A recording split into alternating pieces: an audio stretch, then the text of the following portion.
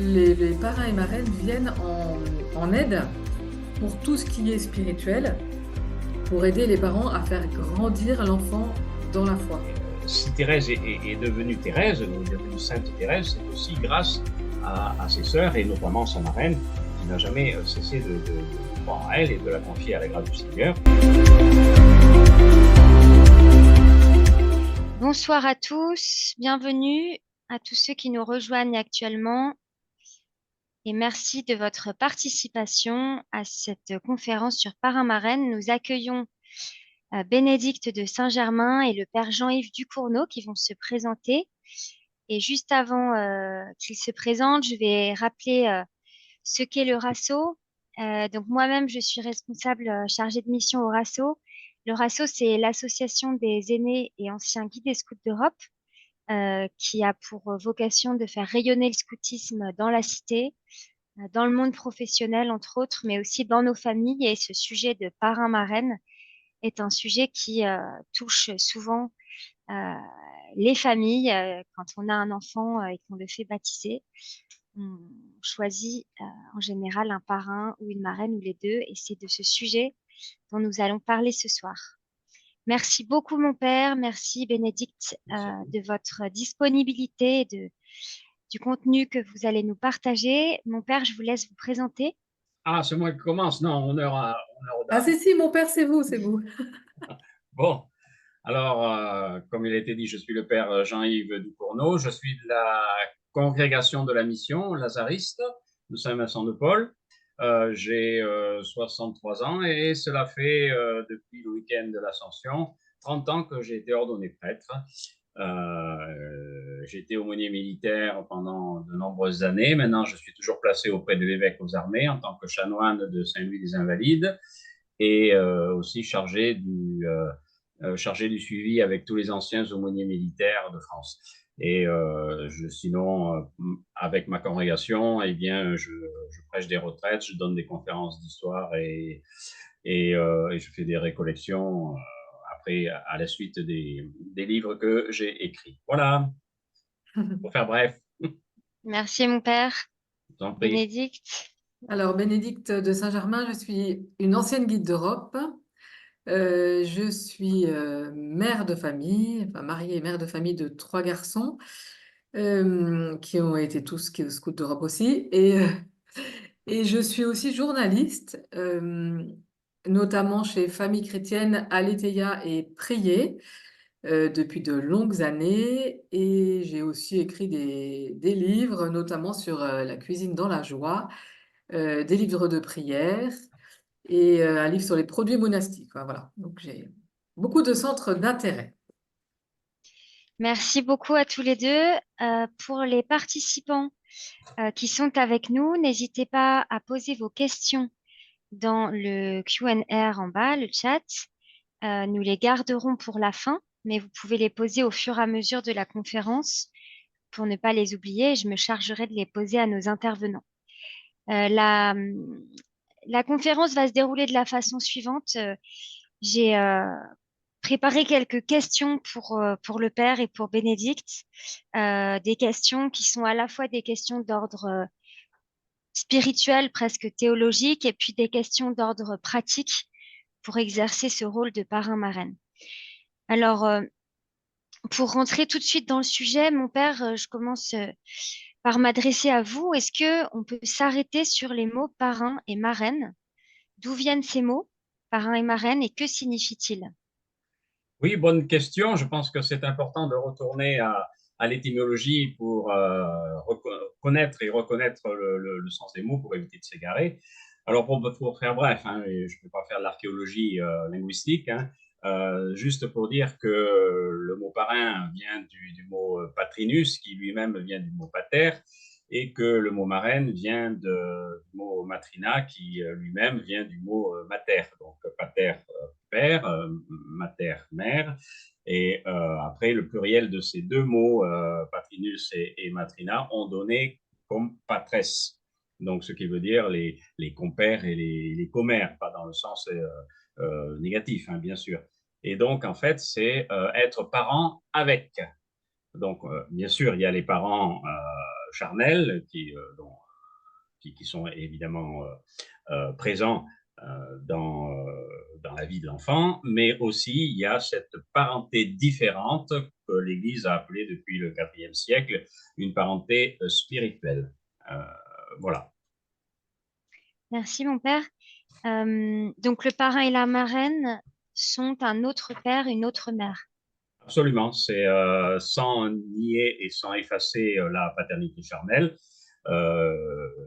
La paternité spirituelle a été accordée au parrain et à la marraine justement par l'Église pour accompagner d'abord le parrain et la marraine. Le rôle premier, c'était de tenir un enfant sur les fonds baptismaux de l'Église. Ça, c'était la chose visible le jour même du baptême.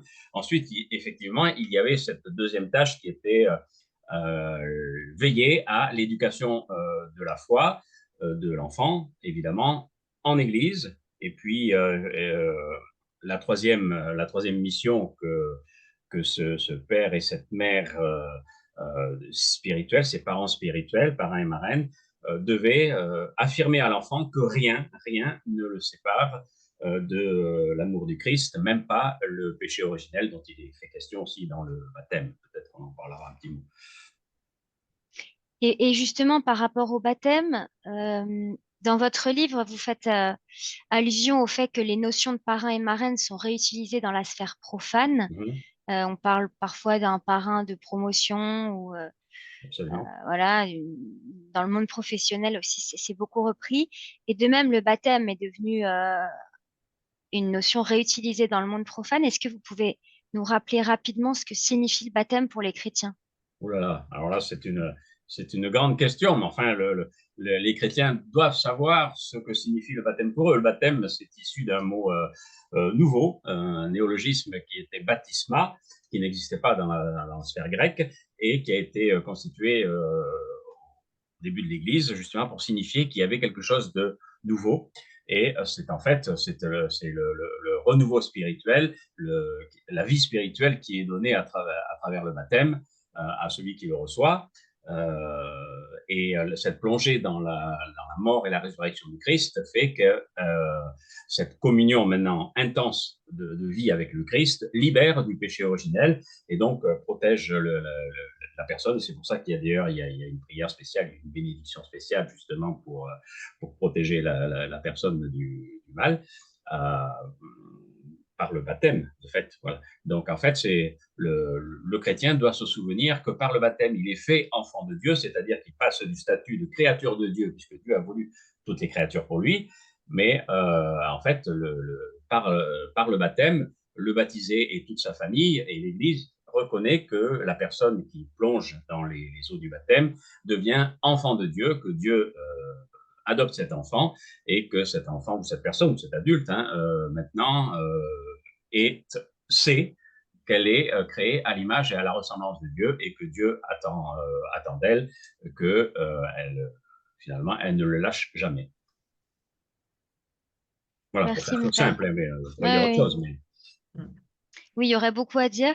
Oui, absolument. Donc, en on va fait, pas faire de la théologie là, c'est juste pour montrer que le baptême est une entrée en Église, une entrée dans une communauté, mais qu'effectivement, le baptisé doit vivre son baptême. Le baptême n'est qu'une première étape, je dirais, c'est le sacrement, ça fait partie des sacrements de l'initiation chrétienne, c'est le premier que l'on reçoit, les deux autres étant l'Eucharistie et la confirmation. Donc c'est une porte, voilà, une porte qui s'ouvre et qui permet aux baptisés bien de progresser en Église avec d'autres chrétiens et évidemment soutenus par ses parents évidemment et tous ceux qui sont invités lors du baptême, mais aussi spécialement et spirituellement par son parrain et sa marraine qui ont effectivement là une mission qu'ils reçoivent de l'Église. Et une mission du coup qui est à distinguer de celle des parents et l'Église distingue depuis le Concile de Mayence en 819 le rôle de parent charnel et le rôle de parrain et marraine, et interdit aux parents d'être parrain marraine de leurs enfants. Ça c'était c'est une loi d'église en 819, mais ça existait déjà avant. Le concile ne fait que certifier quelque chose qui se vit déjà dans la dévotion populaire. Donc, dès le début, était donné aux baptisés un parrain, et c'était en l'occurrence un religieux, qui avait pour charge, effectivement, outre le fait, je dis tout à l'heure, de tenir les enfants sur les fonds baptismaux, mais de veiller à l'éducation de cette foi naissante. Donc, c'est Donc c'est une intéressant, il mission, y a c'est une tâche une... d'église. Évidemment, les parents charnels ne reçoivent pas la mission de l'église de mettre au monde un enfant, mais le parrain et la marraine reçoivent une mission de l'église, justement, pour faire éveiller en l'enfant, eh bien, l'amour de Dieu qui est son père. Donc il y a une très grande sacralité accordée au rôle de parrain et marraine. Mhm. Bénédicte de Saint-Germain, est-ce que vous voulez nous dire un mot sur la façon dont vous comprenez cette complémentarité des rôles de père, mère et parrain, marraine? Je voudrais, si vous me permettez, juste poser une petite question au père. Pourquoi est-ce qu'on est passé d'un parrain à un parrain et une marraine? Pourquoi est-ce qu'il faut absolument avoir les deux? Alors, il ne faut pas absolument avoir les deux, mais bon, on a fait ça par intérêt familial, voilà, pour associer les deux familles. Mais Ah, initialement, c'était jusqu'au 9e, 10e siècle, même un peu après d'ailleurs, c'était un religieux, un moine, un prêtre qui était donné, donc qui était complètement à l'extérieur des familles. Mais voilà, c'est pour faire, entre guillemets, plaisir aux uns et aux autres. Voilà, il ne faut pas qu'il y ait de problèmes dans les familles. d'accord. C'est C'est tout pragmatique. simple. La grande sagesse de l'Église, c'est bien. Oui, ah bah oui. Alors oui, Lucie, pardon. Donc merci, Père. Je réponds à la question sur la complémentarité des parents et des parrains et des marraines. En fait, c'est quand même les parents qui sont les premiers éducateurs de leurs enfants. Et donc les parrains et marraines viennent en aide pour tout ce qui est spirituel, pour aider les parents à faire grandir l'enfant dans la foi. Euh, donc ça passe par plusieurs moyens, hein, qu'on verra sans doute tout à l'heure. Et ça passe notamment par un rôle de témoignage, c'est-à-dire que le parrain et la marraine, ils doivent avant tout, je trouve, être... enfin non, c'est pas que je trouve, c'est que c'est leur job. Ils doivent être des témoins vivants, plutôt témoins d'une foi vivante. Et ça, je trouve que c'est vraiment très, très important. Comme ça, si, bon, ils ont l'exemple des parents, dans le meilleur des cas, si les deux parents pratiquent et ont cette foi vivante, mais que le parrain et la marraine soient un témoignage vivant d'une foi décomplexée, joyeuse et en communion avec l'Église, ça, c'est vraiment une très, très grande part de ce que les parents peuvent apporter, de ce que les parrains marraines peuvent apporter aux parents. Voilà. Et donc, c'est pas du tout anodin comme présence, parce que de même que le rôle des parents se fait sur toute la vie, ben, le rôle du parrain et de la marraine, finalement, il s'arrête jamais. Euh, ils sont choisis à la naissance de l'enfant. Après, ils peuvent être plus ou moins présents en fonction des circonstances, etc. Mais en fait, on est quand même parrain pour la vie, hein. Enfin, on a cette responsabilité. Tout non plus ne repose pas sur nos épaules. Il y a la grâce de Dieu, etc. Mais on est vraiment des intercesseurs. Parrain, marraine sont vraiment des intercesseurs de choix pour ce filleul qui leur a été confié. Et justement, on parle de circonstances de la vie. Euh, Mon père, est-ce qu'il y a des étapes clés du développement spirituel de l'enfant ou de l'adolescent ou de l'adulte baptisé, mais a priori là on pense plutôt à des enfants. Mhm. À quelles étapes clés du développement spirituel les parrains et marraines doivent-ils être présents? Alors, effectivement, l'Église rappelle que les parents sont les premiers éducateurs de la foi, mais ça n'empêche pas aux parrains et marraines de participer affectivement et effectivement à cette éducation, donc en connaissance de cause, et puis évidemment en lien avec les parents, puisque ce sont les parents qui ont choisi normalement les parrains et les marraines.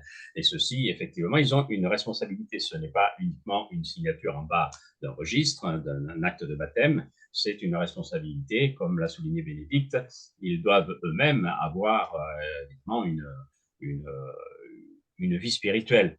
Voilà, on ne choisit pas, quand on est parent, on ne choisit pas un parrain et une marraine pour faire plaisir à un tel ou un tel, ou pour recoller les morceaux d'une famille, ou pour, que sais-je.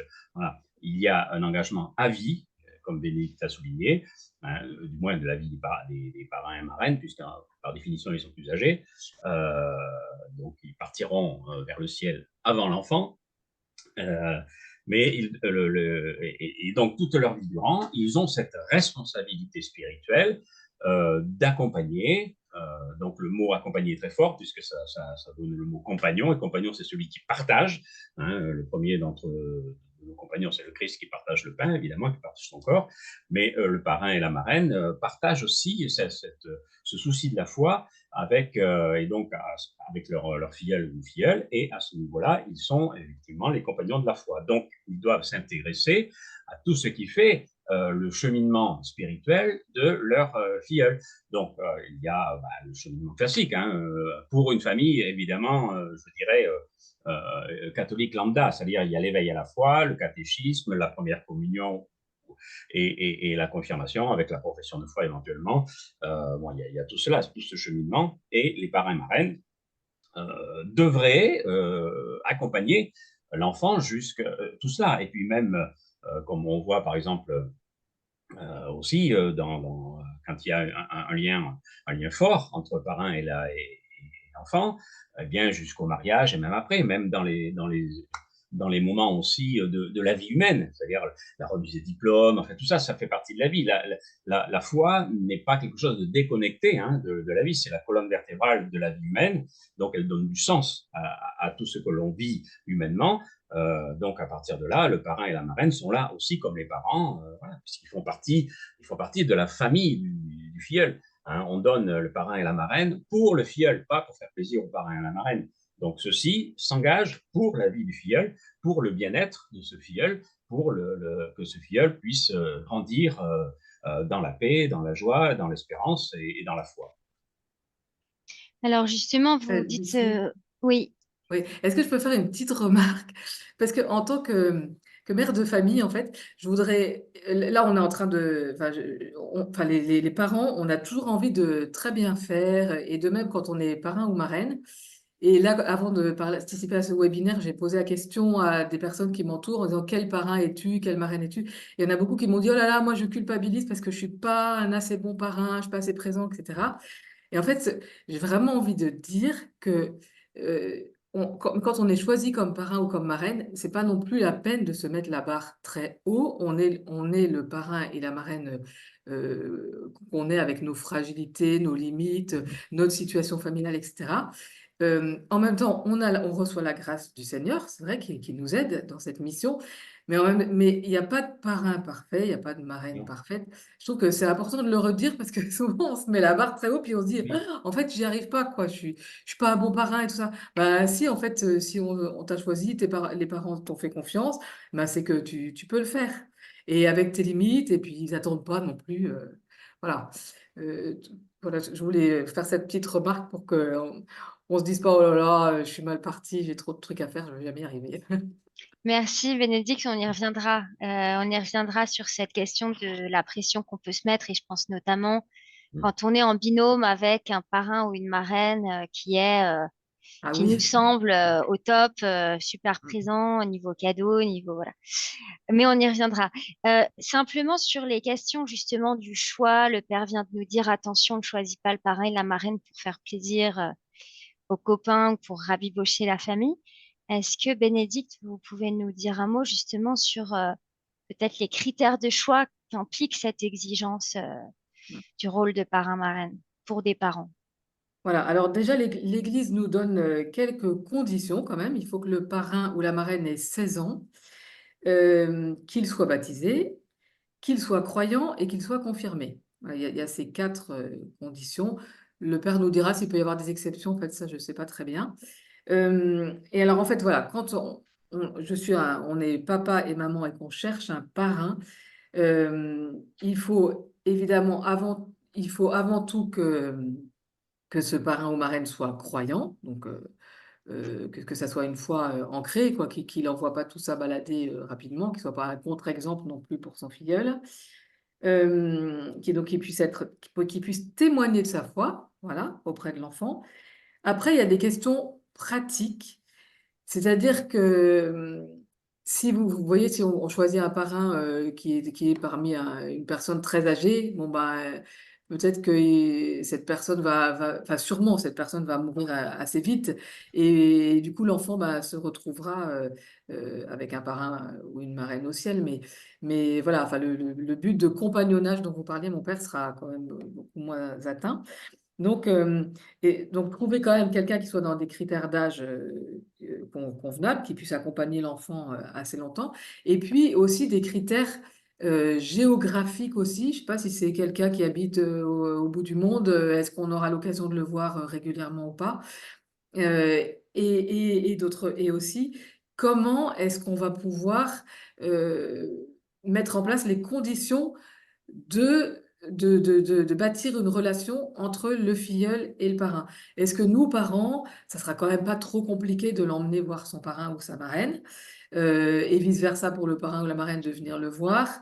Est-ce qu'il habite pas trop loin? Et est-ce que si ces personnes sont choisies en dehors de la famille, ce qui arrive, hein, quand on a des bons amis, eh ben, est-ce que vraiment cette amitié nous paraît solide, forte? Évidemment, il peut y avoir des accidents, etc. Mais ça serait vraiment dommage que cette amitié, ça soit on ait choisi sur un coup de tête et puis que finalement, ben, cette amitié s'étiole et puis finalement, ben, que l'enfant n'ait plus de lien avec son parrain, hein. Alors, pour ça, j'ai une anecdote, c'est que rien n'est jamais perdu. Moi, j'ai un parrain qui s'est pas du tout occupé de moi parce je pense qu'il a été choisi, il était beaucoup trop jeune. Et jusqu'à ce que j'ai je sais pas, 40 ans, je crois, tout à coup. Et à 40 ans, il s'est réveillé et il m'a écrit. Il m'a dit, écoute, Bénédicte, avant que j'ai la maladie d'Alzheimer, je tiens à te dire que tu es ma filleule ou je sais pas quoi et que j'ai beaucoup pensé à toi. Et il m'a envoyé un dernier cadeau. Bon, donc je me dis, rien n'est jamais perdu quand même. Il s'est jamais manifesté, mais en fait, il était quand même là. Bon, voilà. Donc voilà, critères géographiques, d'amitié ou, enfin, ou de proximité affective, et puis les critères demandés par l'Église, voilà, de foi. Voilà. Mon père, alors, est-ce qu'il y a des exceptions par rapport Alors, à des ces critères? exceptions, bon, il y a la loi canonique qui demande effectivement, comme Bénédicte l'a précisé, que le parrain soit baptisé, soit communié et soit confirmé. Hein. Vous avez des pays où on ne peut pas faire de dérogation. Hein, si vous allez en Colombie, en Argentine, etc., si quelqu'un est choisi pour être parrain et qu'il n'a pas, par exemple, la confirmation ou la communion, eh bien, il va entrer en catéchuménat pour avoir sa confirmation et recevoir l'Eucharistie pour pouvoir exercer sa tâche, sa mission de parrain. L'Église est très claire là-dessus. En Occident, en Europe, notamment en France, il y a des tolérances. Des tolérances, c'est-à-dire on accepte par défaut. Hein. Beaucoup de nos personnes en France, par exemple, de nos concitoyens, ne sont ni communiés ni confirmés. Même s'ils ont reçu le baptême, ils sont loin d'avoir fait un chemin de foi. Bon, et ils sont choisis comme parrains. Bon, alors on pourrait leur demander de faire effectivement un catéchuménat, seulement dans la préparation de baptême, bien souvent on vient nous voir pour les préparations de baptême. Le baptême sera dans 3 mois, 6 mois, peut-être un an. Dans le domaine militaire, c'est un peu ça. Hein, bon, on voit à long terme, mais on le fait à court terme, d'ailleurs parce que les gens sont en opération extérieure et tout ça, donc c'est délicat. Donc on peut pas matériellement, on peut pas imposer une formation catéchuménale aux parrains qui n'auraient que le baptême. Donc bon, on tient compte effectivement de la grâce de Dieu. Hein, c'est évident, elle est sanctifiante, la grâce de Dieu, elle est agissante, hein, mais la grâce de Dieu n'est rien sans la volonté humaine. si le parrain expressément se fiche de son baptême, bon, c'est délicat aussi de dire à la famille est-ce que vous pouvez choisir quelqu'un d'autre? C'est pour ça que moi j'invite, quand je fais les préparations, quand les parrains notamment sont assez proches géographiquement, euh, si possible, de venir au moins une fois à une préparation de baptême, à une préparation, voilà, une rencontre, parce que c'est important aussi que eux entendent ce que leur filleul va vivre et ce qu'ils doivent vivre avec leur filleul. Bien souvent, les parrains arrivent au seuil de l'église. Qu'est-ce que je dois faire, mon père? Qu'est-ce que je dois faire? On se calme. C'est pas faire, c'est être déjà. Donc le faire n'est qu'une conséquence de l'être. Mais donc travailler sur l'être, l'être spirituel. Donc c'est pour ça que bon, en France, nous avons bon, en Espagne, c'est un peu différent, en Italie aussi, en Pologne aussi, il y a encore, je dirais, cette obligation d'avoir des parrains baptisés, communiés et confirmés. Mais bon, nous acceptons cette tolérance. Mais c'est par défaut, parce que l'important, c'est quand même l'enfant. Comment va vivre ce filleul sans la foi de son parrain, sans que son parrain ait une foi vive. Voilà. Donc, c'est pour ça que dans les préparations de baptême, enfin, en ce qui me concerne en tant que prêtre, je n'hésite pas à parler de cela, que le parrain, c'est un choix important pour l'enfant. Ce n'est pas, encore une fois, pour le parrain de faire plaisir, etc. Parce que bien souvent, on vient me dire, je demande les choix, pourquoi vous choisissez telle ou telle personne? Oh, ben parce que ça fait longtemps qu'on l'a pas vu. Parce que, non, ça ne marche pas, ça. C'est pas comme ça. C'est pas pour ça. C'est pas l'intérêt du parrain qui compte, c'est l'intérêt du filleul. Donc, et en l'occurrence, de sa foi. Donc, en France, on en est là, mais je dirais, par pauvreté spirituelle. C'est ce que l'on constate. Et aujourd'hui, dans les enfants qui naissent, seulement à peine 40%, voire un peu moins, sont baptisés. Ce qui veut dire que dans quelques années, lorsque le choix des parrains et marraines demeurera pour ceux qui seront au baptême, on aura beaucoup de parrains et marraines, enfin, de potentiels parrains et marraines qui ne seront même pas baptisés. Donc, certainement que là, une autre question se posera à ce moment-là. Lucie, Bon, bah, pardon, oui, est-ce que je peux ajouter quelque chose? bien sûr, bien sûr. Oui, en fait, sur les critères de choix, j'avais pensé aussi à la disponibilité du parrain ou de la marraine, qui n'est pas tant une disponibilité matérielle, enfin, vous voyez, de dégager du temps, etc., qu'une disponibilité de cœur. Parce que on peut se dire, je sais pas, une mère de famille nombreuse, bon, elle a déjà, je sais pas combien d'enfants, et en plus, et une dizaine de filleuls, et en plus, on va lui proposer d'être la marraine d'un nouveau filleul. Euh, a priori, on pourrait se dire, bon, bah, elle va pas avoir le temps, etc., effectivement, matériellement, mais il y a quand même il y a des personnes qui, en fait, ont quand même ce temps, cet espace intérieur disponible, quelles que soient leurs occupations, leur nombre d'enfants, etc. Mais du coup, ce critère de disponibilité, évidemment, c'est très difficile à évaluer. On ne peut pas savoir en demandant à un ami d'être parrain ou marraine s'il va pouvoir, euh, enfin, à quel point il va prendre son rôle à cœur. Mais quand même, si on peut essayer d'évaluer quand même si... enfin, je sais pas, je pense quelqu'un qui est dans les services spéciaux, dans les services secrets, là, pour garder une image de l'armée, bon, bah, il sera peut-être pas super dispo. Voilà. Mais j'ai rien contre les services secrets, mais, mais enfin, je sais pas, essayer de voir si ce parrain ou au moins l'un des deux, en fait, c'est ça, l'un des deux, pourra se rendre quand même disponible pour l'enfant. Voilà. Merci, Bénédicte. On a une question d'une participante que je vais poser maintenant parce on est dans le vif du sujet. Je pense que c'est plutôt pour vous, mon père. Pourquoi un enfant ne peut pas être parrain ou marraine? Alors, parce qu'il n'a pas, bah, c'est difficile à dire comme ça, mais il n'a pas l'éveil de la conscience, il n'a pas la conscience pleine et entière pour éduquer, pour accompagner d'une manière claire. Il faut quand même qu'il y ait, c'est pour ça que Bénédicte a rappelé effectivement que 16 ans, c'est l'âge requis. Bon, il y a une espèce de majorité spirituelle, enfin voilà, que l'Église demande pour avoir un certain recul, une certaine et pour pouvoir accompagner un enfant qui accompagne un enfant, non. Euh, donc c'est une loi de l'Église. À partir de là, la sagesse de l'Église. Ah, j'ai une coupure là. Voilà. La sagesse de l'Église, je pense, c'est à prendre en considération. Hein, voilà. Après, un adulte est quand même plus à même d'accompagner un enfant. Hein, les parents sont adultes. Parce qu'ils sont adultes, ils accompagnent leur enfant. Voilà. Et le parrain et la marraine sont associés à cette éducation avec un critère particulier qui est celui de l'accompagnement de la foi. Donc aussi, il y a la même, je dirais, le même rapport. Donc ce sera un adulte qui sera plus à même d'accompagner un enfant. Et une autre question dans le même registre, des frères et sœurs peuvent-ils avoir le même parrain ou la même marraine? Alors, ça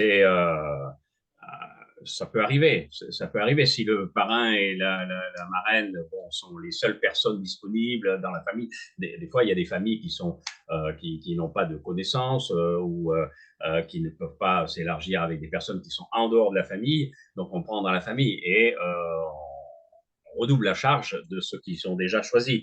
Euh, Pourquoi pas dans la mesure où on fait confiance. Si le parrain et la marraine sont dignes d'avoir accompagné, déjà accompagné d'une manière positive, d'une manière certaine, d'une manière spirituelle, les enfants, les premiers filleuls et filleuls, pourquoi pas. Voilà. Mais encore une fois, comme Bénédicte le dit, il faut quand même qu'ils aient aussi cette disponibilité aussi hein, pour le faire. C'est quand même une charge, c'est pas uniquement, encore une fois, une signature sur un registre, c'est un engagement. Donc, à eux de répondre aux parents oui ou non, hein, en leur âme et conscience. Et par contre, pour en revenir aux frères et sœurs, bon, mis à part quelques exceptions notables chez Thérèse de Lisieux, on en parlera peut-être, l'Église demande ou invite plutôt à ce que ce ne soit pas des personnes de la famille. C'est-à-dire qu'un frère et une sœur ont déjà une place dans la famille de frères et sœurs. C'est déjà quelque chose de grand. Hein. Un grand-père et une grand-mère ont déjà une place de grand-père et grand-mère. L'oncle, c'est différent. L'oncle et la tante, c'est différent. Ils peuvent effectivement prendre la charge de parrainage d'une manière plus facile. Mais les grands-parents, déjà, il y a une différence d'âge, comme Bénédicte l'a dit, hein, c'est pour l'enfant. Donc, les grands-parents partiront logiquement avant l'enfant. Et bon, comme il y a une différence d'âge, bon, voilà, mais on demande effectivement de choisir le parrain et la marraine pour donner à l'enfant quelqu'un d'autre en plus, pour lui, pour son bien spirituel. Bénédicte, vous voulez rajouter quelque chose par rapport à ça? Non, là, ça va très Non? bien. Mon père, vous pouvez illustrer par quelques exemples de binômes, justement. Vous avez évoqué à l'instant Thérèse de Lisieux. Est-ce que vous avez quelques binômes bibliques ou de l'histoire de l'Église qui pourraient Oh, bah, illustrer cette relation? le mot de parrainage au sens strict n'existe pas, mais ce sont des situations qui peuvent être mises en parallèle avec le parrainage. Je vais peut-être en prendre allez, une dans le Nouveau Testament, c'est comme ça pour faire bref, mais vous allez voir que c'est un peu surprenant, c'est celle du centurion romain et de son esclave. À un moment donné, il y a le centurion romain qui vient voir Jésus parce il s'aperçoit que son esclave est malade. Hein, et donc, il vient voir Jésus et il ose franchir l'interdit d'aller voir une personne qui est issue du peuple occupé. Et il va en lui disant, je ne suis pas digne que tu entres chez moi, mais mon esclave est malade, si tu peux faire quelque chose. Voilà. Et Jésus lui dira, je n'ai jamais rencontré de foi plus grande en Israël. Pourquoi cela? Parce qu'il prend acte de la dignité de l'esclave. Et en ce sens-là, peut-être que c'est l'esclave qui parraine le centurion et non plus le centurion qui parraine l'esclave. Le centurion a besoin de l'esclave, il découvre à travers l'esclave la dignité de cet homme, puisque l'esclave, par définition, dans le monde grec, n'avait pas d'âme, donc on pouvait le jeter lorsqu'il était malade, voilà, donc il en apprenait un autre, c'était un objet. C'était un objet. Et là, ce centurion découvre cette dignité, cette sacralité de la personne malade. Il n'est plus un esclave, il est le serviteur et il est finalement, donc c'est pas les mêmes mots déjà, et il est malade, donc et il veut tout faire pour le soigner. Et indirectement, l'esclave, ce serviteur, qui éduque le centurion à la foi en la dignité humaine. Ça, c'est un exemple. Après, vous avez aussi, j'aime bien cet exemple, Paul, l'apôtre Paul, et ce jeune Timothée. Les lettres de Timothée sont très, très belles, et je pense que dans la préparation de baptême, moi, je propose ça, cette lecture, aux parrains et marraines, parce que on voit Paul qui éduque à la fois ce jeune Timothée qui est issu d'un père grec, païen, et d'une mère juive convertie au christianisme. Et Paul se soucie constamment de Timothée, il l'éduque à la fois, et il lui confie des responsabilités, il l'accompagne jusqu'au bout, et lorsque vient le temps de son martyre à Paul, eh bien, une des dernières choses qu'il demande, c'est à son geôlier, c'est de voir Timothée. Donc, il y a un suivi, il y a une éducation à la fois de ce jeune homme, de ce Timothée, qui reçoit des responsabilités d'ailleurs par Paul. Voilà. Et donc, on voit là, à travers cet exemple précis, que le rôle du parrain, même si le mot n'est pas prononcé, Paul parraine Timothée à la foi, dans la foi. Voilà. Et c'est pour ça que cette lettre, ces deux lettres il y a aussi la même chose pour Tite, mais d'une autre manière. Ces deux lettres, elles sont courtes, hein, donc je pense que les parents qui veulent avoir comment dirais-je, des explications sur le parrainage, sur le sens, le sens spirituel du parrainage, pourraient très bien lire ces deux lettres de Paul à Timothée et les faire lire aux futurs parrains et marraines. Merci mon père, c'est intéressant et ça donne des pistes plutôt originales qu'on n'a pas l'habitude d'entendre. Vous pouvez nous dire un mot de la relation entre Thérèse et Marie, sa marraine? Alors, oui, Marie était une des sœurs aînées de Thérèse. Thérèse, c'est la plus jeune de toute façon. Donc, et elle aussi est entrée au couvent, hein, avec sa sœur Pauline. Pauline, qui est devenue mère à Agnès, a demandé à Thérèse d'écrire un petit peu ses souvenirs d'enfance. Et Marie, qui était sa, sa marraine, sa sœur et sa marraine, reçoit ses compliments de la part de Thérèse. Thérèse lui dit vous êtes pour moi une mère. Donc voilà, je vous remercie d'être une mère parce que vous m'avez finalement enfanté dans la foi. Donc c'est ça le rôle de la marraine, en l'occurrence, hein, le parrain marraine. Et Thérèse explique bien cela. Hein, Marie n'a cessé, donc la sœur aînée de Thérèse, n'a jamais cessé de prier pour sa filleule. Hein, en l'occurrence, c'était sa sœur, mais bon, peu importe. Et Thérèse a grandi aussi dans cet esprit de sainteté que Marie entretenait dans la prière. Hein. Et si Thérèse est devenue Thérèse, ou est devenue Sainte Thérèse, c'est aussi grâce à ses sœurs, et notamment sa marraine, qui n'a jamais cessé de croire en elle et de la confier à la grâce du Seigneur. Et c'est pour ça que Thérèse reconnaît cette bonté de sa sœur, même si sa sœur se laisse finalement parrainer d'une certaine manière par Thérèse, puisque elle voit la sainteté de sa sœur. Quoi. Voilà, mais le remerciement de Thérèse par rapport à sa sœur est très fort parce qu'elle donne le sens complet, total, de ce que doit être une marraine. Donc une seconde mère, une mère spirituelle. Oui, alors là, du coup, je rebondis, mon père, sur ce que vous dites, parce que ça me paraît tellement vrai, cette puissance de la prière d'intercession du parrain ou de la marraine pour l'enfant. Ça, on en verra les fruits au ciel. Hein, quand on arrivera au ciel, on verra à quel point nos parrains, marraines ont prié pour nous, mais c'est vraiment important, si on peut, peut-être, on n'a pas la possibilité non plus d'être toujours présent physiquement auprès du filleul, mais alors combien est puissante cette prière d'intercession, cette supplication parfois, hein, parce que le parrain et la marraine, ils ont un rôle de soutien des parents, y compris quand c'est compliqué, en pleine Mhm. crise d'ado, etc. Et là, vraiment, leur prière est importante, leur amitié auprès des parents est vraiment fondamentale aussi, leur soutien, voilà. Et du coup, c'est vraiment pas à négliger. Si justement on a tendance à culpabiliser, c'est peut-être qu'on n'a pas prié assez, alors allons-y, quoi. Prions encore plus pour nos filleuls et filleules.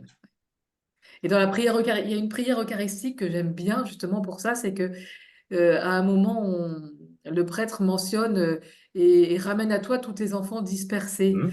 Et moi, j'ai des filleuls qui se sont un peu éloignés de la foi. Et du coup, à ce moment-là, je les nomme. Et je dis, voilà, tes enfants dispersés, un tel et un tel. Voilà. Et quant aux autres, je les présente à l'offertoire, à la messe, quoi. Mais je pense que cette prière d'intercession est vraiment importante. Si je peux rebondir aussi ou pas? Bien sûr, bien sûr, bien sûr. Mais, tout ça pour insister, pour dire que, bon, il n'y a pas que les parrains et les marraines qui doivent prier. Donc, tout le monde, le chrétien, sa base, son arme contre le malin et le mauvais, c'est la prière. Hein, c'est un roc. Donc, a fortiori, le parrain et la marraine, si effectivement, c'est pour ça que ce lien de la prière fait partie finalement de la formation spirituelle.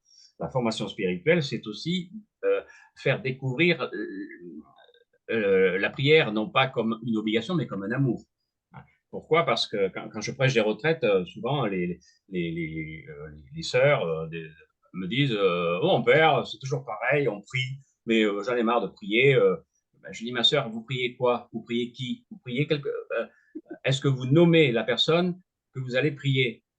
La prière, comme le Benoît XVI rappelait, c'est que la foi chrétienne est une affaire de rencontre de personne à personne, hein, d'une manière dans l'intimité. Hein, on rencontre le Christ. Voilà. Et donc, on rencontre une personne que l'on nomme puisqu'il nous a permis d'user et même d'abuser de son nom, hein, dans le sens positif du terme, hein, je m'entends. Donc, à partir de là, la prière est quelque chose d'essentiel. Si le parrain et la marraine n'ont pas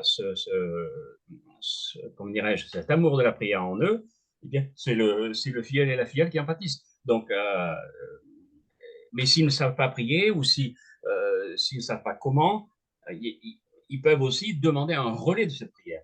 Hein, nous avons des frères et des sœurs dans les monastères, dans les abbayes, qui sont là aussi pour pallier ce manque de notre prière, de notre propre prière, même la mienne. Donc, moi, j'aime bien aller justement passer de temps en temps dans un monastère parce que je vois que les sœurs en l'occurrence, les pères aussi, prient, voilà, et prient pour ma propre déficience dans la prière. Hein. Donc, me donne cette force. Et des fois, c'est bien d'aller chercher cette force de la prière là où elle est. Hein. Ce n'est pas impossible de prier. Ce n'est pas quelque chose de surnaturel, non, c'est quelque chose de naturel, hein, qui est donné par la grâce de Dieu. Mais cette grâce de Dieu, évidemment, elle se conjugue à la volonté humaine de faire un pas vers Dieu. Voilà. Et ça s'appelle la prière. Merci, mon père. Peut-être avant de prendre les questions des participants, Bénédicte, est-ce que vous pourriez embrayer? Donc, on a eu ce conseil que vous avez beaucoup développé autour de la prière pour ces filleuls. Quelques conseils concrets complémentaires pour entretenir la relation parrain-marraine vis-à-vis du filleul. Vous avez évoqué difficile passage de l'adolescence. Est-ce qu'il y a des étapes clés du développement, on va dire humain, au cours desquelles on peut être davantage présent? Comment est-ce qu'on peut faire pour se rattraper? On a entendu l'anecdote de votre parrain des années après. Comment trouver le juste équilibre entre cette dimension spirituelle et le côté sympa, hein, qu'on cherche tous à avoir avec les cadeaux, voilà, la présence du parrain-marraine qui est aimé de son filleul. Est-ce que voilà, vous avez quelques conseils pour les parrains et marraines qui nous écoutent? Alors, C'est vrai que c'est ce que disait le père tout à l'heure, là. Les étapes clés de la vie spirituelle de l'enfant, il faut pas les louper, quoi. Donc, première communion, confirmation, profession de foi, bon, le baptême, évidemment, mais voilà. Là, il faut être là, il faut essayer de discuter avec l'enfant pour voir comment il se prépare, de lui donner peut-être éventuellement à cette occasion notre propre témoignage, pour qu'on ne soit pas, comme ce que vous disiez tout à l'heure, Lucie, un simple pourvoyeur de cadeaux. Là, tiens, allez là, cette fois-ci, tu vas avoir la Bible, et puis cette fois-ci, tu auras je sais pas quoi. Puis d'ailleurs, tu ne seras pas content parce que tous tes copains ont une montre et toi, tu n'as pas du tout envie d'avoir une Bible, d'ailleurs. Mais bon, bref. Et donc voilà, donc ne pas essayer d'être vigilant sur ces dates et après, sur les dates anniversaires de ces événements. Et on a très souvent tendance à oublier la date de notre baptême. Et ben si, ça serait vraiment le propre du parrain et de la marraine d'y penser, de souhaiter un bon anniversaire de baptême. Et pourquoi pas en envoyant un petit bouquin ou une lettre, bah, que sais-je, ou un coup de fil, un texto, ça peut être un truc facile, hein, voilà. Ne pas manquer les anniversaires des étapes clés de la vie de l'enfant. Euh, pour construire une relation, là c'est un peu à rebours, parce qu'évidemment c'est de la responsabilité des parrains, marraines, mais c'est aussi de la responsabilité des parents qui doivent aussi faire en sorte bah, l'enfant puisse voir le parrain ou la marraine. Alors ça veut peut-être dire que sur la route des vacances, on va s'arrêter voir les amis parce qu'il y a le parrain ou la marraine de l'enfant. Peut-être y penser aussi à entretenir ce lien, demander, inciter aussi l'enfant, euh, peut-être à Noël ou pour justement pour un anniversaire, d'écrire à son parrain, lui souhaiter aussi des vœux, des bons vœux, etc. euh, pour que cette relation elle vienne aussi de l'enfant, quoi, qu'il n'attende pas que tout vienne tout cuit. Et puis évidemment, pour bâtir une relation, rien de mieux que les moments partagés. Ça peut être des moments très simples. Là, je me souviens d'un petit garçon auquel son parrain avait offert une canne à pêche, mais il s'est pas contenté de lui offrir une canne à pêche. Pendant les vacances, ils se sont levés très tôt et à 5 heures du matin, ils sont allés à la pêche, tous les deux. Donc, c'est le parrain un parrain qui parle pas beaucoup d'ailleurs, mais enfin, ils ont partagé cette activité et c'était une espèce de secret entre eux. Et ça, c'est extra pour souder une relation, faire quelque chose avec quelqu'un. Voilà. Qu'est-ce que je voulais dire? Oui, vous l'avez dit aussi, mon père, voilà, le parrain ou la marraine peut prendre part à la réunion de préparation du baptême. Donc ça permet de l'impliquer aussi. Et puis voilà, et puis ne pas oublier aussi les textos, les coups de fil, les petites lettres, les petits mots au moment important de la vie, la rentrée des classes aussi. Bon, Noël, en principe, en général, il y a quand même beaucoup de déferlement d'affection naturellement, mais pourquoi pas à d'autres moments. Et puis évidemment à l'adolescence, mais l'adolescence, ça sera facile que si la relation de confiance a été bâtie avant. Et surtout, si elle ne s'est pas placée sur un terrain éducatif, c'est pas au parrain et à la marraine de faire l'éducation de l'enfant ou de dire ton père m'a dit que je sais pas quoi, tu avais fait ça, bon bah en fait non, c'est pas bien et Jésus est pas content quoi. Ouais, c'est pas du tout ça, hein. C'est vraiment cette relation de confiance, de compagnonnage, ce que vous disiez, hein, d'un aîné dans la foi avec le plus jeune et on avance. Et on avance. Et il peut se passer des très belles choses. Moi, j'ai une filleule qui m'a bluffé. J'ai toujours voilà, essayé d'entretenir ce lien. Et en fait, aujourd'hui, cette filleule qui a 22 ans maintenant, elle me dit très souvent que c'est elle qui prie pour moi. C'est quand même incroyable, hein. Donc, moi, je lui dis, je prie. Elle a traversé des épreuves, donc je lui disais que je priais pour elle, mais elle prie aussi pour moi et elle m'envoie aussi des neuvaines à dire, etc. Enfin, ça a été un retournement assez providentiel. Là, c'est le compagnonnage dans les deux sens, quoi. Maintenant, c'est un peu elle qui me tire, si vous voyez. Mhm. Voilà mes quelques idées. Merci, ça me fait penser à, pareil, une anecdote, un groupe de catéchumènes voilà, adultes, et l'une d'elles préparait, non, ne préparait pas sa confirmation, c'est sa filleule de baptême, qui, préparant elle-même sa confirmation, lui a dit, je voudrais que tu sois ma marraine de confirmation, il faut donc que tu te fasses confirmer. Et donc, elle a entamé sa démarche de catéchuménat vers la confirmation. Et sa filleule lui proposait de venir à la messe avec elle, etc. Et donc, il y a eu effectivement cette réciprocité de rôle de marraine-filleule. assez touchant, assez providentiel. Je vous propose qu'on prenne les questions des participants. Pour ceux qui auraient des questions, n'hésitez pas à les poser maintenant dans le chat. Une première question, bien que cela soit délicat, peut-on refuser d'être parrain-marraine et comment? Comment le faire? Et peut-être pourquoi aussi? Pourquoi refuserait-on d'être parrain-marraine? C'est difficile, c'est subjectif là. Nous entrons dans l'intimité d'une demande en fonction de la famille. Pourquoi refuser? Peut-être parce qu'il peut y avoir plusieurs raisons. Peut-être parce qu'on est déjà parrain ou marraine une fois, deux fois, trois fois. Bon, euh, voilà. Ensuite, peut-être aussi il y a cette lecture sur soi en disant bon. Comme disait Bénédicte, oui, on peut se dire, je ne suis pas à la hauteur spirituelle, voilà, attendue. Ça peut être ça. Il y a des tas de choses où on peut se dire aussi, bon, j'ai pas une vie, j'ai plutôt une vie de barreau de chaise, j'ai pas une vie être réglo, qui est en contradiction avec avec la vie de l'Église. Voilà, il y a des tas de situations. Par contre, effectivement, il y a des situations dans lesquelles on ne peut pas être parrain et marraine. Donc, effectivement, si on n'a pas reçu le baptême, on ne peut pas. Hein. Par contre, si on a reçu le baptême dans l'Église orthodoxe ou protestante, on peut recevoir on peut être parrain et marraine, hein, pour un baptême catholique. Ça aussi, hein, puisque nous sommes chrétiens avant tout, donc on reconnaît la validité des sacrements ailleurs. Après, ouais, il y a d'autres. Si on n'est pas, par exemple, les divorcés remariés, normalement, ne peuvent pas accepter d'être parrain marraine. C'est compliqué, hein. Il y a beaucoup de situations comme ça qui rejoignent la conscience et le libre arbitre de chacun. Donc là, répondre comme ça de but en blanc pour dire.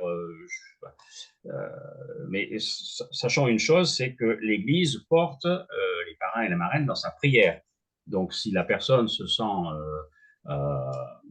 sent pas, je dirais, suffisamment catholique, euh, l'Église porte toutes ces personnes. Elle ne les laisse pas tomber, comme elle ne laisse pas tomber les baptisés non plus. Hein. Voilà. Donc, de toute manière, on sera toujours incapable d'être, comme disait Bénédicte, on sera toujours incapable d'être un bon parrain et une bonne marraine. Hein, moi, je suis parrain 7 ou 8 ou 9 fois, je ne me rappelle plus. Je ne me rappelle plus. Si, je me rappelle quand même. Mais bon, maintenant, j'ai décidé de ne plus accepter le parrainage, sauf des parrainages d'adultes, parce que bon, là, c'est différent. Mais l'âge étant là, je ne peux pas me permettre de prendre des baptêmes, des parrainages d'enfants. Voilà, il y a ça aussi. Il y a l'âge qui entre en considération. Hein, pour moi, c'est un cas de conscience, mais évidemment, quand on dit non à quelqu'un qui vient vous dire est-ce que tu veux être le parrain de mon fils, et puis vous dites non, il faut expliquer. Voilà. Il faut expliquer le pourquoi, parce que c'est aussi c'est l'honnêteté de la relation. Si on accepte ce parrainage et qu'on sait très bien dans sa tête qu'on ne va pas le vivre, là, c'est malhonnête vis-à-vis du filleul. Hein, principalement, des parents, bien sûr, mais du filleul. On trahit la confiance. Hein, donc, là, c'est tout. Oui, là, ce sont là, c'est le libre arbitre et la conscience individuelle. Mm. Oui, si je peux juste apporter mon regard là. En fait, il s'agit en fait de discerner. Est-ce que je vais pouvoir, compte tenu de ma situation actuelle, peut-être que voilà, je suis mariée, père de famille nombreuse, ou même où j'ai des profs, enfin, je suis pas très dispo, etc. Est-ce que je vais pouvoir assurer ce parrainage, oui ou non, sachant aussi que j'ai déjà tant et tant de filleuls. Bon. Et effectivement, là, les questions même de politesse ou de liens familiaux, normalement, ça devrait pas rentrer en ligne de compte. Ce qui compte, c'est le bien du filleul, ce que vous dites, mon père, quoi. Donc, c'est vraiment faire ce discernement de quoi a besoin mon filleul? Moi, est-ce que je vais pouvoir répondre à ce besoin spirituel sans me mettre la barre trop haut et compte tenu évidemment de la prière de l'Église, etc. Mais, et puis c'est un discernement à faire à deux quand on est marié, parce que je vois souvent que quand il y a des demandes qui sont faites à des maris, par exemple, quelquefois c'est moins le truc du mari de suivre le parrainage de l'enfant. Enfin, j'essaie de le dire gentiment, mais et du coup, ça retombe un peu sur l'épouse qui doit avoir ses propres filleuls et qui doit penser aussi à l'anniversaire du filleul du mari. Enfin, je ne sais pas si vous voyez. Bon, du coup, voilà, c'est facile de dire oui, mais après, est-ce qu'on va tenir dans la durée, etc. Et puis après, tout l'art, tout l'art consiste en savoir dire non sans blesser la personne, en lui disant, voilà, j'étais extrêmement touchée de ta demande, j'ai vraiment pesé, on a discuté, etc. Mais voilà, en conscience, ce que vous disiez, mon père, je, et pour le bien de ton enfant, je préfère refuser, quoi. Et puis après, faire confiance, parce que nous, on dit non, mais en fait, si ça se trouve, enfin, c'est pas si ça se trouve, ils trouveront quelqu'un d'autre qui fera très bien ce job. Voilà, l'Esprit Saint va susciter une autre idée, peut-être pas la première auquel les parents avaient pensé, mais une autre, hein. C'est toujours comme ça, hein. Dieu, il supplée après, hein. Mhm. Voilà. On a beaucoup de questions, donc je vais peut-être pas pouvoir toutes les prendre, mais si jamais on n'a pas assez de temps, vous avez le livre hein, du Père Ducournau, Parrain Marraine, aux éditions Pierre Tecky. Donc il y a beaucoup de choses dans ce livre, mais je prends encore quelques questions. Mon père, pourquoi est-ce qu'une personne divorcée et remariée ne peut pas être parrain ou marraine? Alors ça, c'est encore la loi de l'Église. Pourquoi? Parce qu'elle a, même si c'est un échec humain que l'Église porte dans sa prière, le remariage, c'est une rupture par rapport au mariage, au sacrement du mariage. Voilà. Donc il y a le mot est fort, mais entendez-le comme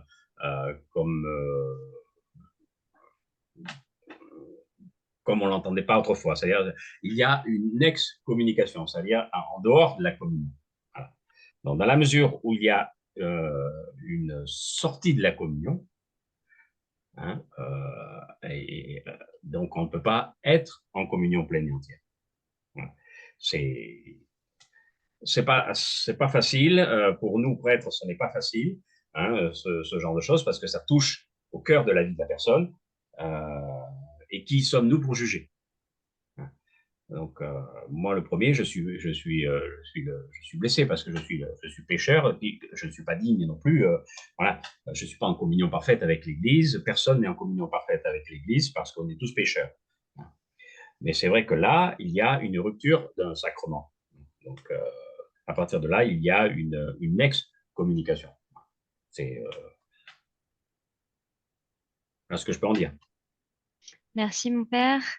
Peut-être deux questions que je vais grouper en une. Oui. On a quelqu'un qui a suivi son époux à l'étranger, comment être parrain ou marraine à distance sans décevoir les parents qui nous ont choisis avant ce départ à l'étranger. Et une autre question un peu du même registre, quand on est étudiant et qu'on a une vie peut-être plus remplie ou plus rythmée qu'un adulte qui travaille, euh, voilà, comment est-ce qu'on peut remplir ce devoir de parrain marraine? Je le comprends quand on manque de la disponibilité géographique ou d'emploi du temps finalement. On y a un petit peu répondu tout à l'heure, mais est-ce que vous voulez rajouter quelque chose par rapport à ça? Oui, je vais répondre pour l'étudiant, parce que, pardon, mon père, j'espère que je vous... Non, mais... En fait, pour l'étudiant, en fait, des occupations, il peut en avoir tout le temps, hein. Il peut s'engager, il peut faire ses études, il peut réviser ses examens tant qu'il veut, etc. Bon, après, s'il est parrain ou marraine, c'est une question de choix, quoi. S'il le rentre dans son emploi, s'il décide de mener à bien cette mission, même si c'est pas tous les mois et c'est qu'une fois par an, mais voir son filleul avec un moment de qualité, eh ben, c'est déjà super, quoi. C'est vraiment bien. Ou envoyer un petit texto. Ce qu'il faut, c'est qu'il l'oublie pas, quoi. Qu'il ait quand même ça. C'est la mission qui m'a été confiée par les parents. Eh ben, je suis très occupée, mais je vais quand même rentrer ça. Vous savez, c'est comme l'histoire des gros cailloux qu'on doit rentrer dans un pot, là, les cailloux qui constituent la journée. On met d'abord, pour remplir un pot, les gros cailloux, les trucs importants, après les moyens cailloux, et ensuite les tout petits pour boucher les trous. Bon, ben voilà, dans une vie d'étudiant même bien remplie, évidemment, il y a la prière, le travail, le devoir d'État, etc. Mais si je suis parrain, ben ça fait partie quand même des priorités. Donc, je les note, mais on ne me demande pas non plus de téléphoner à mon filleul tous les jours, quoi. Mhm. Voilà. Et pareil pour l'éloignement géographique, mais là, on fait très bien notre conférence Zoom. On peut peut-être faire ça avec son filleul en l'appelant de temps en temps, quoi, hein. Voilà. Et puis aussi, ne pas essayer de... Voilà, ce qui m'alerte aussi peut-être, c'est on n'essaye pas de faire plaisir pas de répondre aux attentes des parents. C'est pas ça le but. On essaye d'être le bon parrain, la bonne marraine pour cet enfant-là. Peut-être que le parent, il a des études et des attentes démesurées, ou comme vous disiez tout à l'heure, Lucie, peut-être que la marraine, elle fait 10 fois mieux que moi. Mais en fait, c'est pas ça le boulot. C'est comment moi, je vais être le bon parrain pour cet enfant-là.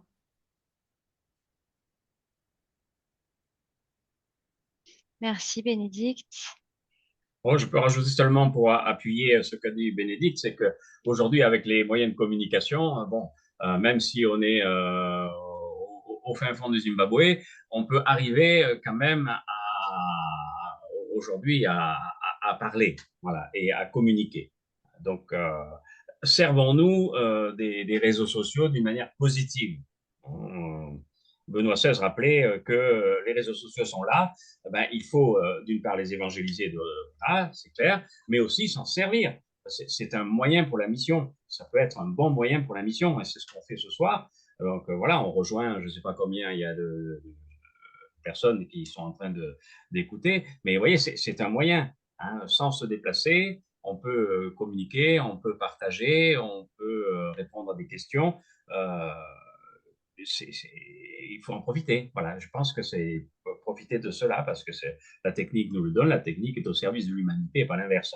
Donc, puissions-nous nous en servir positivement aussi. Voilà, c'est une idée aussi pour les parrains et les marraines, et les filleuls d'ailleurs, puisqu'ils sont peut-être plus à même de pianoter sur le clavier que les plus anciens. Donc, voilà, d'expliquer qu'avec tel réseau, eh bien, on peut avoir ces liens. Voilà, c'est important aussi. Je vous propose une dernière question et on terminera par la prière que vous avez écrite, mon père, hein. C'est vous qui l'avez rédigée, Oui. cette prière, dans votre livre. Euh, pour ceux qui le souhaitent, on la fera ensemble, je la lirai. Ce sera l'occasion de prier pour nos parrains et nos marraines. Euh, et voilà, et vous la retrouverez dans le livre si jamais vous êtes inspiré pour nourrir votre prière. Alors, la dernière question, c'est une question plutôt technique. Bonsoir, on m'a demandé d'être la marraine d'une petite fille de 9 ans pour sa première communion car elle n'en avait pas le jour de son baptême, juste un parrain, mais il semble que ce ne soit pas possible. Est-ce que vous confirmez? Pourquoi c'est pas possible? Alors effectivement, la communion n'exige pas canoniquement un parrain et une marraine. Hein, on prend en général, puisque la communion, ça fait partie des trois sacrements de l'initiation chrétienne. Donc, cet enfant a reçu un seul parrain, elle n'a pas reçu de marraine. Bon, c'est bien dommage, mais elle peut être, bon, même si elle ne signe pas le registre, elle peut être marraine de cœur. Hein. Après, par contre, la troisième étape, il y a la confirmation.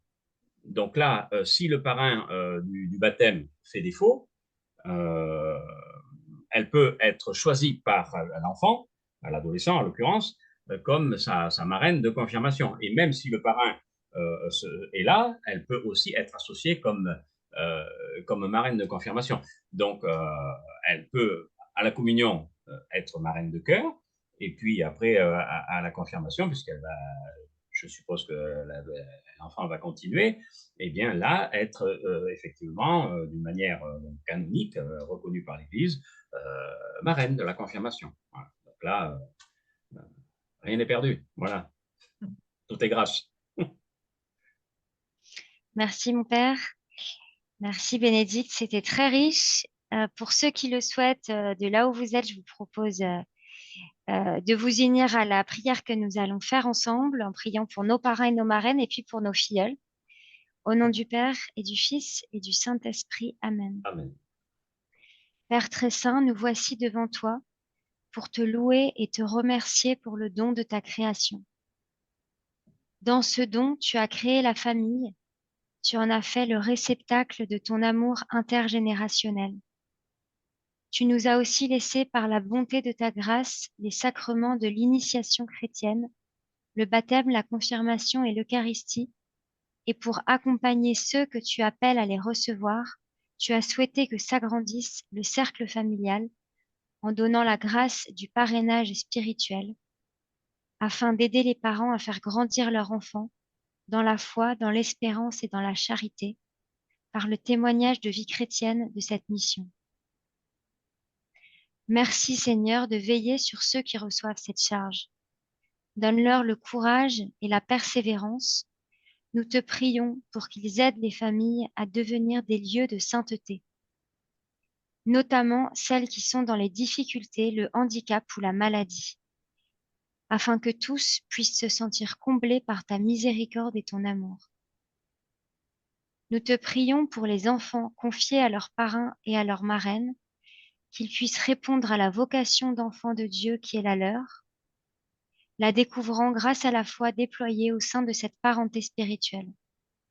Que la Vierge Marie et Saint Joseph intercèdent auprès de toi, qu'ils veillent à ce que chaque famille puisse vivre sa sainte vocation au service de la dignité de la vie de son début à sa fin, découvrant la beauté des sacrements et la prière de l'Église, en communion avec tous les saints du ciel, qui forment dans l'amour infini les parrains célestes dont notre monde a besoin.